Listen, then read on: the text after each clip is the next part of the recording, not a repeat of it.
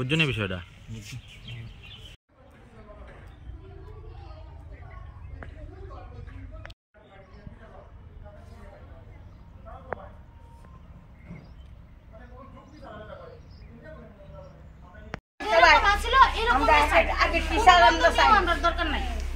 নতুন স্যার ম্যাডামের দরকার নেই, আমরা টিচার চাই।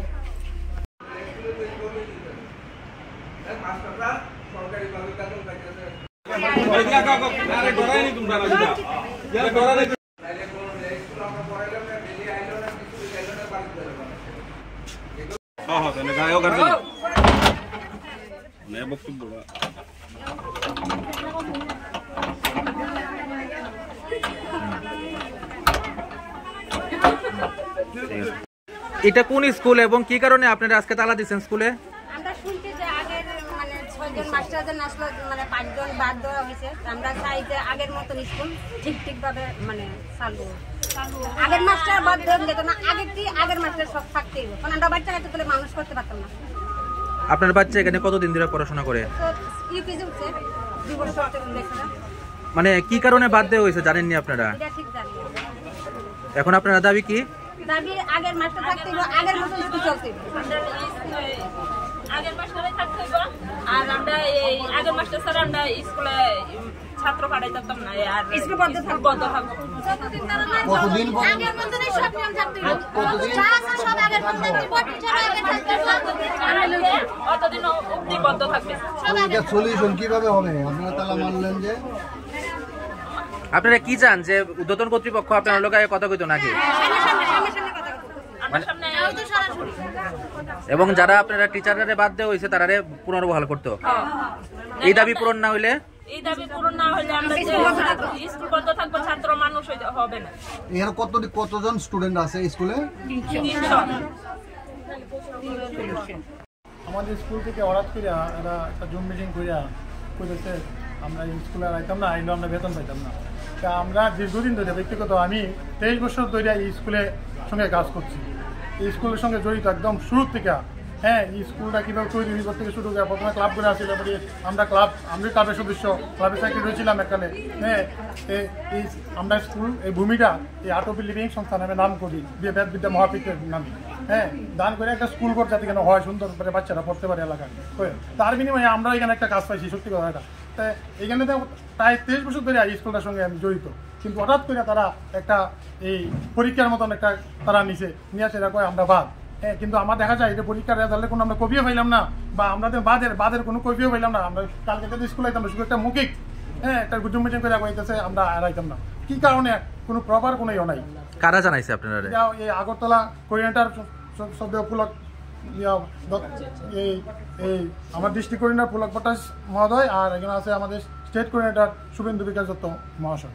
তারা দুজনের আছে, একজন আছে এই নাকি একজন আছে মহিলা। কয়জন টিচারে আপনারা বাদ দিছে? 6 জন টিচার। তা আমাদের কি অপরাধ? আমার তো সত্যি কথা কিন্তু আমাদের যত 23 বছর বুঝে নিত আমার যৌবনটা শেষ পুরা এই স্কুলটা স্থলে দান করিয়া, মানে সময় দিয়া। আমার সার্টিফিকেট আছে মন্টেসরি, আমি মন্টেসরি সার্টিফিকেট পর্যন্ত জোগাড় করছি এই গেছে 24 ইয়ারে। আমার মন্টেসরি সার্টিফিকেট আছে, একজন আছে বিএড সার্টিফিকেট আছে, তাদের পর্যন্ত বাদ দেওয়া হয়েছে। আচ্ছা, আপনার স্যালারিটা কত? আমার স্যালারিটা দিত 4060 টাকা। কত? 4060। কিন্তু আমরা এটা সন্তুষ্ট ছিলাম না, আমার স্যালারি কোনো প্রয়োজন না, আমার যা স্যালারি আছে আমরা এই কাজ করতে রাজি। মানে আমি বুঝি সেবা, এটা আমরা সেবা করতে পারছি, আমরা কিন্তু সেবা করতে রাজি। কিন্তু তারা এটার থেকে আমরা তত বছর ধরে আমরা বঞ্চিত করবো, কিন্তু আমরা আশা করতেছি না। এটা আমি খুব ব্যথিত এবং খুব আমি মর্মাহত, মানে এইরকম ডিসিশন নেওয়ার জন্য তাড়াতাড়ি। আমি জানি না নতুন কমিটি, আমার ব্যক্তিগতভাবে আমি 23-24 বছর ধরে স্কুলের সঙ্গে জড়িত। আগরতলা কমিটি 6 কমিটি আমি দেখছি প্রথম থেকে। আমাদের দেবব্রত মণিকে আমরা ওয়েল টিভির মাধ্যমে স্কুলগুলি শুরু করছি, আমরা প্রতিটা গ্রামে গ্রামে কাজ করতে গেলাম। শুধু এই গ্রামে তো আমি কাজ করছি এমন না, আগরতলা যে মেইন স্কুল আছে, বিবিএমটি যে মেইন স্কুল আছে এখানে আগরতলা, আমাদের রবিশঙ্কর বিদ্যা মন্দির, সেই স্কুলটা যে জঙ্গল আছে জঙ্গল পরিষ্কার করছি। এই জঙ্গল আমরা ওয়েল টিভি ফুলাকে পরিষ্কার করে স্কুলটা দাঁড়া করছি। আজকে স্কুলটা যখন দাঁড়া করছি, ও না আবার এই স্কুল থেকে বাদ দেওয়া, মানে আবার আমি কি করবো, পুরো বাদ দেবো।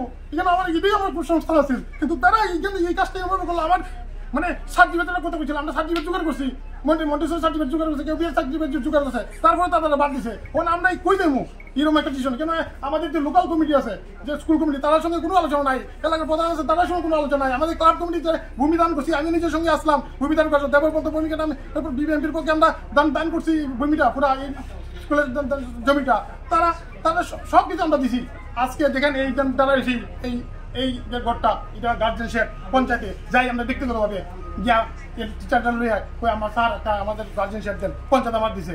এখানে এই দেখতেছেন ওয়াটার ট্যাঙ্ক, এটা পঞ্চায়েত দিছে, সব পঞ্চায়েত দান করছে। এটা এখানে মাঠে এখানে দেখেন মাটি পালাইছে, সব পঞ্চায়েত দিকে। আমরা গিয়া সবসময় যা মানে স্কুলটা কিভাবে উন্নত করে আমরা কি তাই জানি, কিন্তু আগরতলা কমিটি তো যারা তারা বুঝতেছে না কিভাবে স্কুল উন্নতেছে। তারা আমরা মানে কি সাহায্য করতে অতদিন করেছে, একটা রুম দিত, তার রুমও ব্যবস্থা করতে, তাহলে আমরা 8 পর্যন্ত আপডেট হয় স্কুলটা, কোনো সমস্যা থাকে না। কিন্তু তারা রুমও দেয় না। কিন্তু ত্রিপুরায় যে আমাদের স্কুলের কেন স্টুডেন্ট সংখ্যা বেশি, প্রায় 300-র উপরে, কিন্তু অন্যান্য স্কুল যেগুলো আছে ত্রিপুরা আছে স্টুডেন্ট সংখ্যা কম, কিন্তু তার আছে বিল্ডিং আছে তাদের কেন, কিন্তু স্টুডেন্ট নাই। আর আমাদের স্টুডেন্ট আছে তখন আমার টিচারের বাদ, সব বাদ। আচ্ছা, আপনি কি চাইতেছেন তাহলে? আমরা চাইতেছি আমরা যাতে পুনরায়